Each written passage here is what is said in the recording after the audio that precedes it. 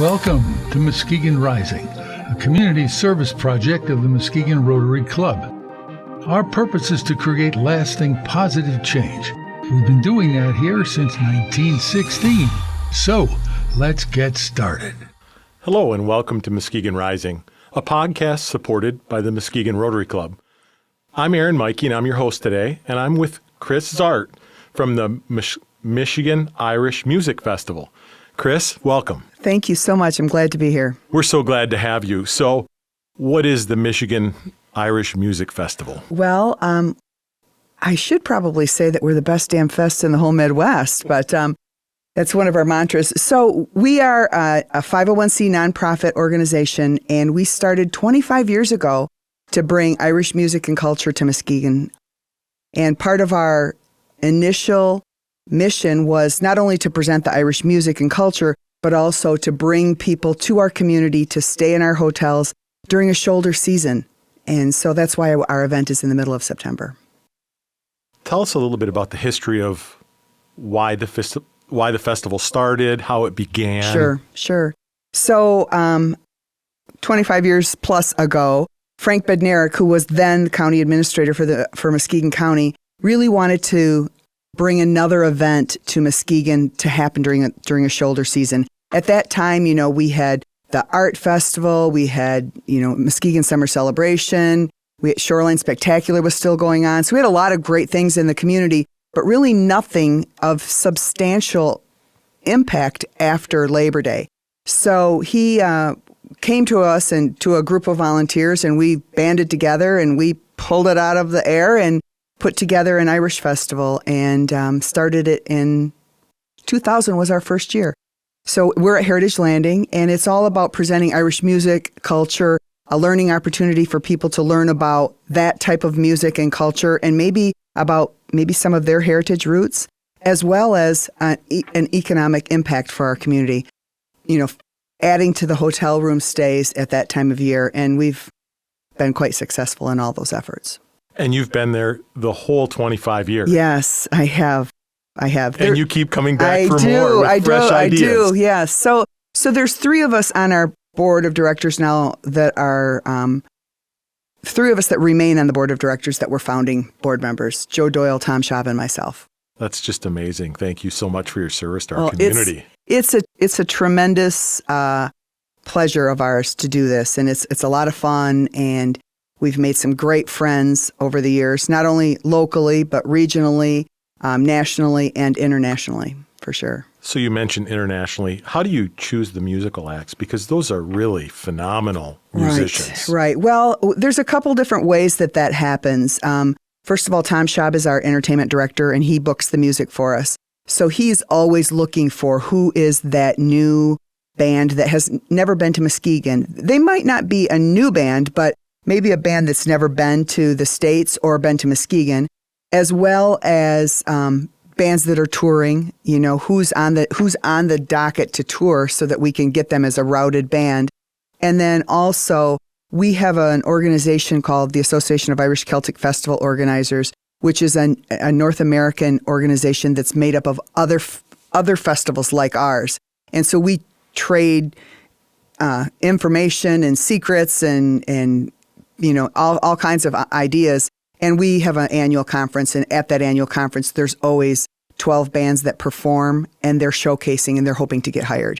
And so we often will find people there too. So, and I believe you have traveled to Ireland to recruit bands as well, if I'm not mistaken. I have. I've been fortunate to go to Ireland twice and to go to Nova Scotia twice as well.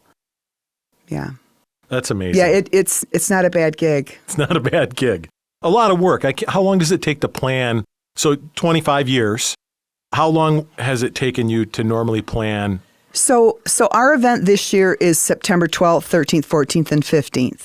And so when bands come off stage this coming fall, that weekend, there will be bands that Tom is booking right then for next year.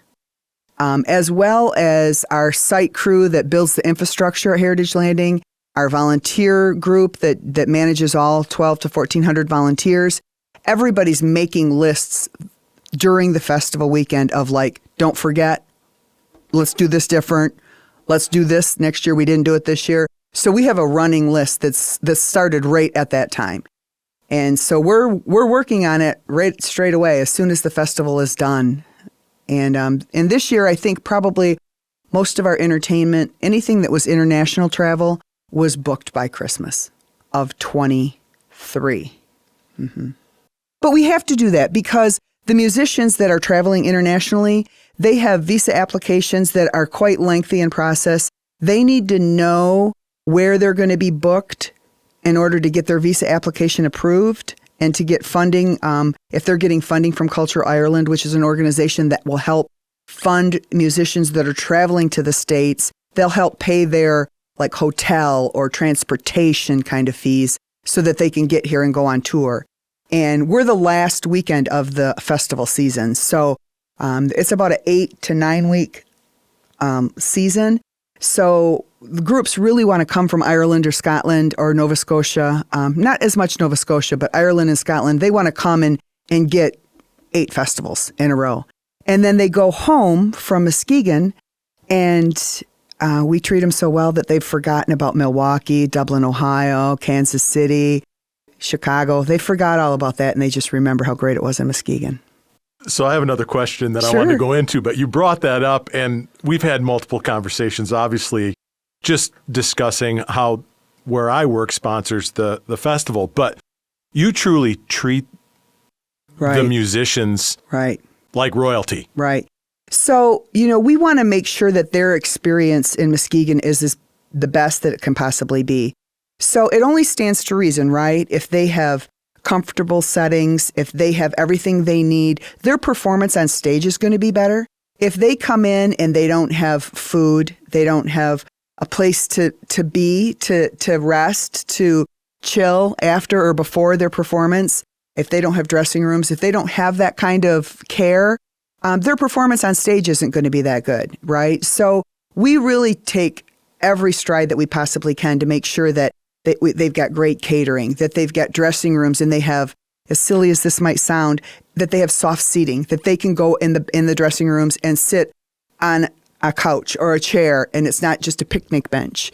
And then on top of that, we go even further to make sure that our production is the best, that our stage, our lighting, our sound is outstanding, that we have the best people that we can get to produce that show for them, because then that makes their job as a musician easier. And everything down to picking them up at the airport. We have a driver that goes, picks them up, brings them to the hotel. If they need, once they get to town, if they need to go to the store, they need to shop, they need something, we'll drive, we'll get them there, so that we take that worry out of their hands. And it really makes their time here just so outstanding and memorable for them. And then on top of all that, we have such a great crowd. We've really created and curated this great audience that appreciates the music, but then they're also playing at Heritage Landing, and what a better view, and they're right on the water and the trees and the sunset. So it's a pretty good gig all the way around. It's a spectacular venue, and just all around, if you've not been there, you have to go check it out. Absolutely. So you mentioned hotels. I have colleagues in Cadillac who are begging me for tickets this year already. They missed last year. Sure. They love the festival. So how far is your reach with this festival? As far as where patrons come from? Where do patrons come from? Sure. So we do surveying every year, and then we also can tell by our ticket sales. So we usually draw from about a 12-state region, and just about every single county within the state of Michigan buys tickets. Somebody buys a ticket from every single county in the state. So, across the Midwest for sure. We have a lot, obviously, we have a lot of people from Muskegon that attend, which is great because we know that people in Muskegon like to have a good time and like to experience something fun on the waterfront. And like I said, we're kind of that last summer hurrah, so people want to get one more outdoor weekend in before they have to think about, getting the snowblower out and whatnot. So we do draw from across the Midwest. And we also have a dance competition. It's called the Michigan Fesh, which is an Irish dance competition. And we're part of a Midwest region. So those dancers that are competing come from about a 9-state region for that. Wow. It's a huge draw. It is. It's great. So how many participants total, or how many patrons show up at this? It's about 30 to 35,000. Just depends on, the years. If there's something, sometimes there's something in another community that's a big draw for that community that might pull some people away from us. But it's about 30 to 35,000 Thursday night through Sunday, through the whole weekend. Our festival's Friday, Saturday, and Sunday. And then Thursday we do that little preview party with just one stage. So I'm a first-time attendee. What can I expect when I walk through the gates? Sure. So first-time attendees, you're going to, first of all, be able to park real close downtown at the Mart Dock. And parking at the Mart Dock, you can get a golf cart shuttle ride right to the front gate entrance. Or you can people park on city streets and other city lots downtown and just walk in if they're local and they know about those places to park, right? So the first thing is just getting into the venue. Once you get into the venue, Friday, Saturday, and Sunday, we've got 5 stages we have 6 stages that are going all weekend long, 4 that are strictly all music, and then 2 other stages that are cultural presentations that might have like a solo musician on them, but more often than not, it's a learning opportunity, maybe somebody doing a lecture or whatnot. So you don't have to, all you have to do is bring your open mind to be ready to have a good time. You don't have to bring a chair, although some people do, but we have plenty of seating available in all the stage areas. And then we've got loads of opportunities as far as food, whether it be festival food that you'd find at any festival, or traditional, what we might think of as traditional Irish food as well. And then just a multitude of different beverages, everything from, local beer that's brewed by folks like Pigeon Hill, one of our sponsors, and they brew a stout for us, to regular traditional domestic beverages like Budweiser products, and then all the way up to Irish whiskey, as well as whiskey that is distilled by Wonderland Distilling Company, and they're working on a product for us this year with an Ireland distillery. So we're going to have a whiskey that's distilled in Ireland for the first time under our name. So that'll be exciting. So there's a lot of that, music and food and beverage for people to enjoy. And there's multiple stages, so they can get traditional music. They can get something that's a little bit more contemporary. They could get solo artists or groups. And then on top of that, it's just the party atmosphere. And for those of us that are local, you're going to know everybody. Oh my gosh, I can't believe so-and-so was there and so-and-so was there. We hear that a lot, that it's like the biggest family reunion, class reunion, neighborhood reunion. So it's a good time. So 25th anniversary, do you have any big plans that you can let us know about, or are there surprises? Sure. Well, there will always be surprises for sure. But that's one of the things that people always ask us, returning patrons, is what's new for this year? What's new for this year? So we usually start out the planning based around the entertainment, and then we build from there. So this year we're thrilled to have Gaelic Storm as our headline band. So Gaelic Storm has been with us a number of times over the 25 years, maybe 7 or 8 times.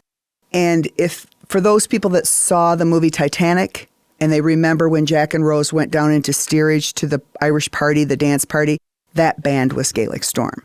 So they're with us this year, and we're thrilled to have them back on the stages, and they're tremendously entertaining and engaging, and you are totally sucked right into their performance, which is a lot of fun.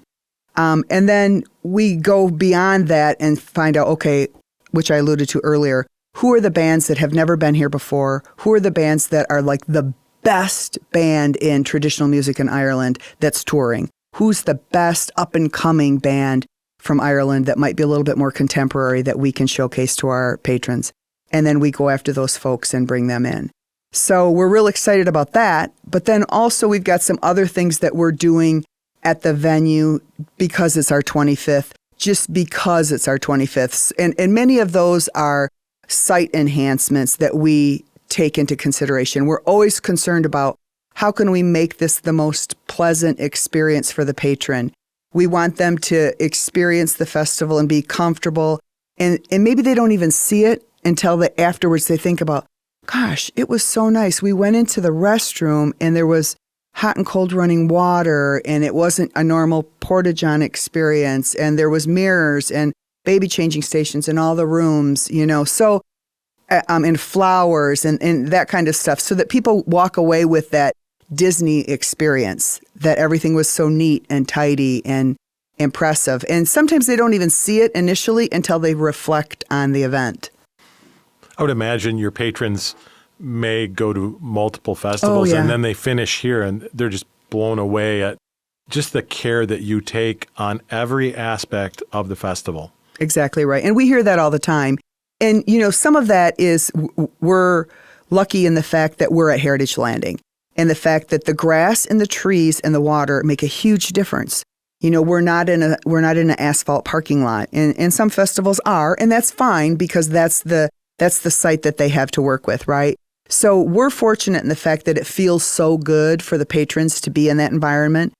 And Heritage Landing is a beautiful location, but we have to build that from the ground up, because as you drive by today and you see that it's the Paul C. Johnson stage and the bridge, and that's all you see. That's about what we get when we get there. So we really have to build it from the ground up. And we use it differently than any other festival because of the tents that we use. And it takes weeks. It seems like when I'm driving through, there are tents going up. It does. Massive tents. It does. How big are your tents? So some of our bigger tents might be maybe 100 feet wide by 190 or 210 feet long. And this isn't your normal tent. This is no poles, no ropes on the interior. There's no obstructive barriers. The roof is so sturdy that people could walk on the roof. We don't encourage that, but that's the kind of structure that these tents are. They're rated for just tremendously high winds, and it's a permanent structure, really. And we put those up, and it makes for the best environment under. And we started doing that a number of years ago because, we've lived through every kind of weather at Heritage Landing. It can be beautiful and it can be beautiful, and we've had it all. So we really needed to protect our musicians, our patrons, our volunteers. And so we started doing this tenting system a number of years ago, back in 2009. And now everything's tented. Every stage, every shopping experience, every food vendor, it's all tented. And so you could, even if it's raining, you're not really going to get wet because we've got everything covered. It's almost a barn. Yeah, one after the other after the other. So we do, to answer your question, we start like the day before Labor Day, that Sunday, and it takes us a good 2 weeks to build everything. Now, our site guys are moving stuff before that, stuff that people don't necessarily see because we have a lot of equipment that has to be moved over from the Mart Dock, which is where we store our supplies. But and then it takes about 4 days to tear it down. It would take less if we had more people that would volunteer for that. Thank you for bringing up volunteers. That is my next question. Perfect. So it takes a village to make this happen. And so it does. How do you solicit volunteers? What do you give to volunteers when they sign up and work? Sure. So we're 100% volunteer. We have a 17-person board of directors that works all year long. We have a leadership team of about another 100. And those are people that, if you think of, like in your case, Aaron, those are like department heads, okay? So they might be over the gate, or they might be, just over artist merchandise, or they might be over festival food. And then they have shift volunteers that work underneath them. The shift volunteers, we have between 12 and 1,400 shift volunteers that work on the course of those 4 days, that weekend. And they can sign up at MichiganIrish.org, and they can do that right now. That's volunteer registration is open. So they can just go in, log in. If they've never volunteered before, they can just create a profile. And once they create a profile, then all of the jobs are there. And they can say, oh, I want to drive a golf cart and bring people from the parking lot to the front gate, which is one of the most popular jobs. And if that's something somebody wanted to do, they shouldn't wait because those will be filled very soon. Or I want to pour beer, or I want to sell tickets. I want to be at the gate and do wristbands and greeting people when they come in. So there's a variety of different jobs, and people just pick the job they want to do and the shift they want to work. And if it's not available, it'll tell them. They won't be able to select it. And then they'll just be able to be communicated through that portal prior to the event. We do a volunteer kickoff dinner in August, and we invite all of the volunteers that have registered by then, which usually is about 400 people that attend. We're so fortunate that PNC Bank sponsors our volunteers. And they come into that dinner. We talk to them about what's new, give them the lay of the land. And oftentimes the people that come with them as their guests then will say, well, I can volunteer. And then they sign up. Or the volunteer that's registered will say, I can take another shift. And then the night before the festival starts on Wednesday, Festival Eve, they come in for orientation. They learn what their job is and some last minute details. They help us set up about 5,000 chairs in 10 minutes, which is great. And then they come back for their shift over the weekend. That's amazing. Over 1,500 volunteers to make that festival work. And we're extremely fortunate. We have such a huge high retention rate of volunteers. They return time after time. And it's really fun for us, the organizers, to sit back and see the volunteers that, oh, hey, how are you doing? And they greet each other. And their only connection is Irish Fest. They might not ever see that person again for 12 months, but they always work the same shift, the same job, and they've done that for years. And so that's really kind of fun to see those friendships that have grown because of Irish Fest. Absolutely. And people come not just from Muskegon. I mean, people come from all over to volunteer. People come from out of state to volunteer, and they come back year after year. So that's really kind of fun. That speaks volumes to how you operate the festival. Well, we really want to make sure that the volunteers know that they're an ambassador for the festival. We really talk to them, and the 2 times that we meet with them before we open, we really talk to them about training and what we can do to make sure that they have the tools that they can then put in place with the patron, and that they can interact with the patron and they have the information to answer the questions that the patron has. And it makes everybody's experience better. Awesome. So you mentioned Frank Bednarik and September. I would really like for you to dive into that more. And it's just September is a very unique season for a festival. So explain a little bit more on why September and what it does for our community. Sure. Well, so anybody that's lived here for any amount of time knows that we really don't need anybody else in town in July and August, right? I mean, go to the beach. You can't get a parking spot. It's packed. Everybody comes to Muskegon in the summer because of the beach and Michigan's Adventure and a lot of the other outdoor recreational activities that we have. But, 25 years ago, we didn't have as much tourism traffic after Labor Day. And we certainly didn't have any all winter long until Memorial Day, with the exception of what happens around the luge. And so it was always about how can we build out those shoulder seasons, and that's when we really need the traffic to come in and stay in the hotels. That's going to really help our economy if we can put more heads in beds. And so that was the main effort, was how can we utilize Heritage Landing for another event? How can we bring people into the community, and what can we do it with what kind of a unique event? And so at the time, Summer Celebration was still going on at the when we started. And so we didn't need another, classic rock type festival, right? We needed something different. And so we went with this Irish theme, and then it gave us the opportunity to dive into that Irish heritage too.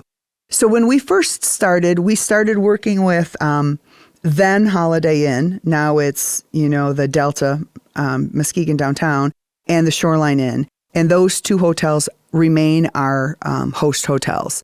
And so it was all about trying to fill them. When we first started, could we just get some people in those hotels?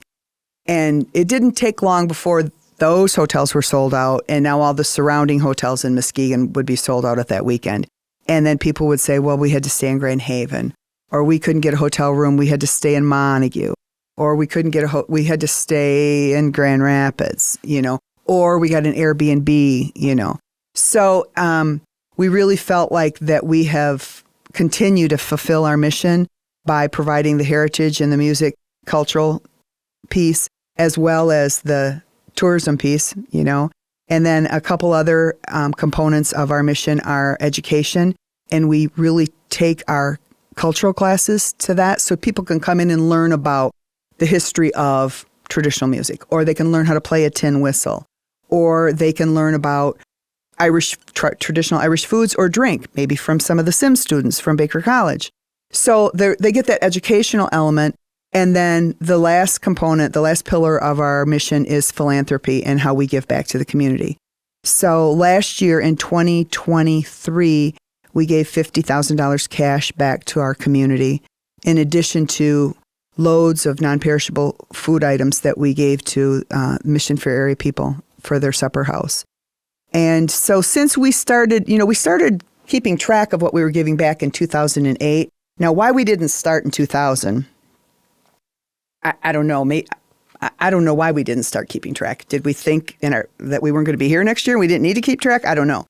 But in 2008, we started keeping track. And so we've given about $400,000 in cash back since we started keeping track. And some years we're able to give more and some years we're able to give less. And it all just depends on, how our expenses go and what our revenue is. Obviously, it's an expensive event because of the tents alone, and as we've continued to grow.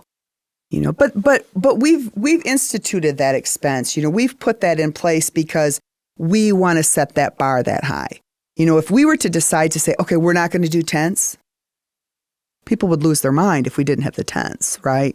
So we created that environment and we want to have people be comfortable. If it's warm, they're under those tents. They're not sitting out in the sun. If it's raining, it doesn't matter. I mean, those tents all have walls on them. We can zip them up if we needed to. So it's all about the experience that we can create for the patron and for the musician and our volunteers too. Absolutely. I think you probably weren't accounting for all of your giving back to the community in the early because you were planning all of this. Right. Really busy. Right. And I always say this to individuals, be careful what you ask for, you might get it. So you've created this amazing venue. You can't go backwards. Right. Well, in 2008, this is exactly what happened with our Porta-John situation. In 2008, we had an increase in attendance. And the lines at the Porta-Johns were just so crazy long. And we couldn't get the company in quick enough to clean them throughout the weekend like we normally do. And so we said, we've got to go back to the drawing board and we have to change this experience because that was something people were going to complain about was the Porta-Johns. So we said, let's come up with a system where we have restrooms that are accessible for anybody that might have any kind of physical accessibility issue. Then we'd have restrooms that were men's and women's. And so it's like you're going into, maybe like if you were going into the arena and you went into the men's room and then there's all of the different toilet stalls there. So it's a similar situation at the festival where there's a men's side, there's a women's side, there's an accessible side. And we do this in 3 different locations throughout the festival. But when you go in, then you're in the bathroom, but then you go on to the toilet stall. And then there's still sinks and mirrors and hot and cold running water and the baby changing stations.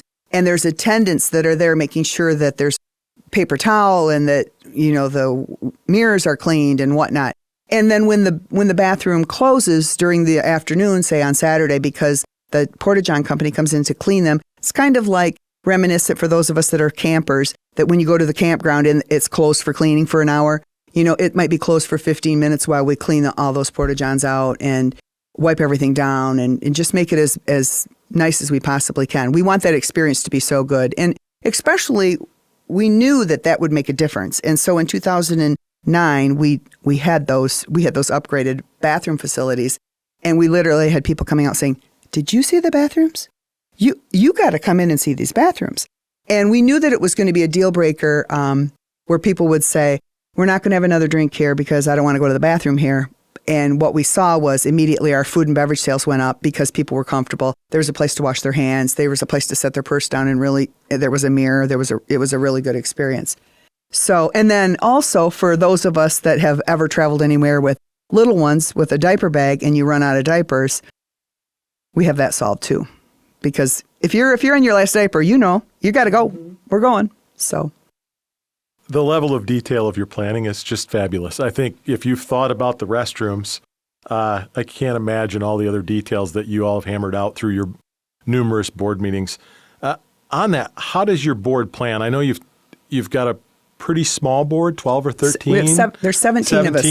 How do you have a retreat? Where do you go? Yep. How do you just kind of get away to think all things festival? Sure. So we meet year round. We meet once a month year round, our board does. And it's a very active working board. So it's not an advisory board at all. Everybody that's on the board has a job at the festival.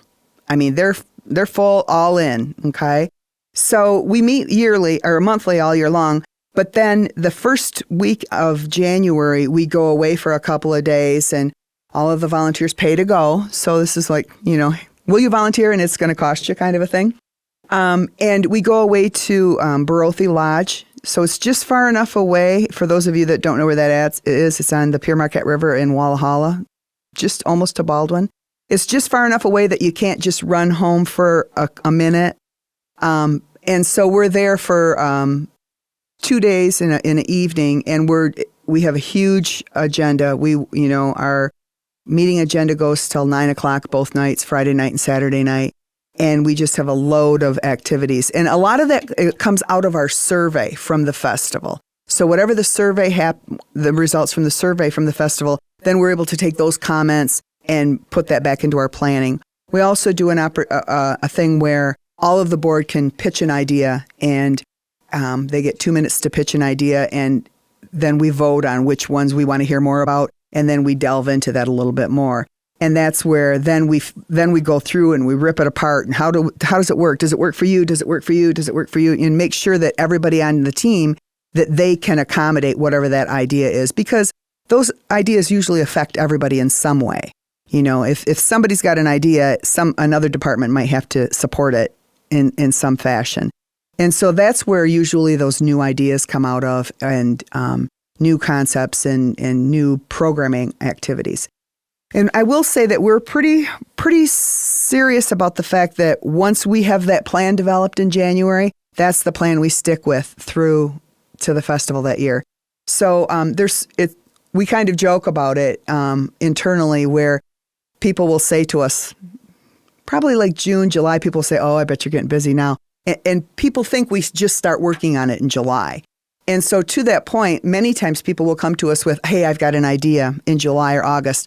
Well, our plan is already set, so we won't take an idea in July or August. Even if we know that we could execute it, it's not fair and it's not respectful to the other ideas and the planning that has come before it, because we established that plan in January and we've worked on it all spring to make sure, okay, what do we need to do to make that a reality?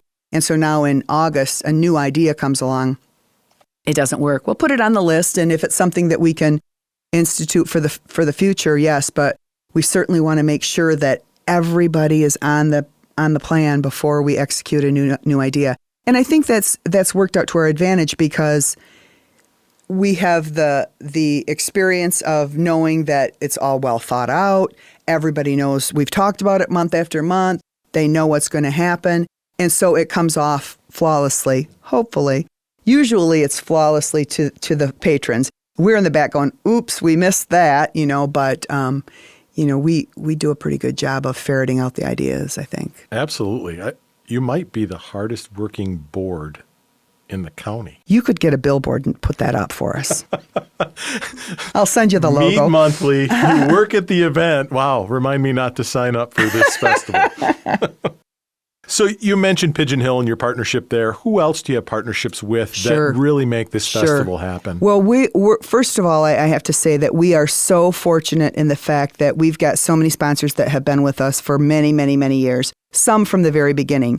But our presenting sponsor is Family Financial Credit Union, and we're so fortunate that those folks have been with us for a long time, and now they're the presenting sponsor for the festival.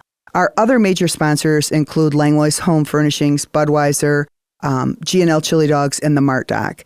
And so those five are really our keystone sponsors that are with us, and we talk about them all year long. If we're doing a press release in February, if we're doing a press release for our March St. Patrick's Day 24-hour sale, we're referencing those sponsors. But we have many others that come along and support us throughout the year. Obviously, Pigeon Hill, they brew a stout for us, and it's called the MI Irish Stout, and that's brewed locally for us. So they don't only sell it, they don't only brew it for the festival, it's on shelves. You could go into Meijer and buy it, and they do a big push at St. Patrick's Day time, and they do another big push at the festival time, so we get some extra exposure there. Some of our other sponsors, obviously, I mentioned Baker College and the Culinary Institute of Michigan. We're thrilled to have them back this year as one of our cultural programming sponsors. But we also have many other sponsors that include everything from Five Farms Irish Cream, which is an Irish cream that is made in Ireland, and it's my favorite. Fabulous. You would never drink another Irish cream once you tasted that. So we're thrilled about that. But we've got a lot of other sponsors. Trinity Health Muskegon sponsors our Catholic Mass on Sunday morning. We have the Chinole, which is sponsored this year by Greenridge Realty. And the Chinole is our kind of like our signature event on Saturday afternoon. It's from 3 to 4:30. It's kind of like it's a matchup of all of the different bands. This band might play with this band for one song. And we have a music director that comes from Dublin, Ireland, and he curates that whole show. And he puts the bands together. And sometimes they've never met each other, and they have to learn somebody else's song. And he'll communicate with them ahead of the festival, and they might not see each other face to face until the night before the Chinole. And then so they play together, and then two other bands come on, and then and then at the end of that 90 minutes, all of those bands are back on stage for a couple of songs together. And it's really a great opportunity for patrons to see a lot of different music and go, oh, I'm going to go see that band later today or tomorrow. And then we have a lot of other sponsors that, support the event, from Irish Partners to businesses that sponsor bands or specific activities. DTE is sponsoring our Parade of Champions, our Dance Champions on Saturday night. Consumers Energy is a great sponsor. Tom Dvorsny sponsors Bob and Bernie's Pub in our pub stage. So the list is long, but there's always room for more. Absolutely. As a 501c3 that gives away so much money back to the community, you know you're doing well. Right. Yes. So we welcome those. If there's people out there that have an interest, and there's people businesses that'll say, I want to sponsor because I want the marketing elements, which is great. And then there's others that say, I want to sponsor because I just want to support the festival and the efforts that you guys put forth. And there's others that say, I want to sponsor because I want to make sure that I get a bundle of tickets for my family or friends or employees, whatever. And so we customize the sponsorship packages based on what the needs and interests are for the sponsor. Absolutely. I can remember our meeting vividly. Yep, sure. So there's a million more things we could talk about. Is there anything that we haven't talked about that you think the listeners must know before choosing to come to the festival this September? Well, I can say that if somebody thinks they don't like Irish music, I really challenge them to give it a chance. That's one of the reasons we started our Thursday night program. It's $10 to come on Thursday night. Thursday night's just the pub preview party. It's one stage. There's a couple of food vendors. There's no shopping. We have festival merchandise, but no other shopping that's there because the shopping is, we have 25 vendors that are selling wares from Ireland all weekend long. So Thursday night is just one stage. It's $10. There's 4 bands and 3 from Ireland and 1 that's a regional band. So if you don't think you're going to like it, roll the dice on the $10 and come Thursday night and check it out. But I can truly say that for years I've said to people, come to the festival. If you truly don't like it, find somebody with a radio, have them call me, and I'll give you your money back. And I've never had anybody call me and ask for their money back. Sunday also is a free day. Sunday morning from 10:30 to noon, it's free to get in. So we really encourage people, if they want to try it, but they're afraid to spend a little bit of money, or if they want to come and they've got a large family and they might not be able to afford the ticket price, which are extremely affordable, we encourage them to come on Sunday. And we still have all the stages going, all the kids' activities going. Meyer sponsors our kids' activities, and there's loads of activities going on there that are all free for the kids to do. So if you can't come Thursday, Friday, or Saturday, come Sunday. But I bet if you came on Thursday, you'd be back. You're going to have fun. Sense of community, great food, great drinks, great music, and family friendly. Absolutely. Absolutely. We see so many people that will come on Friday and they'll bring their kids or they'll bring their kids on Saturday and then they'll leave because once you have your wristband on, you can come back. They'll leave, their kids will get a sitter, and then they'll come back, without the kids at night. Or they'll come on Saturday and then bring the kids on Sunday. So, yeah, definitely family friendly, and we want people to bring their kids and enjoy.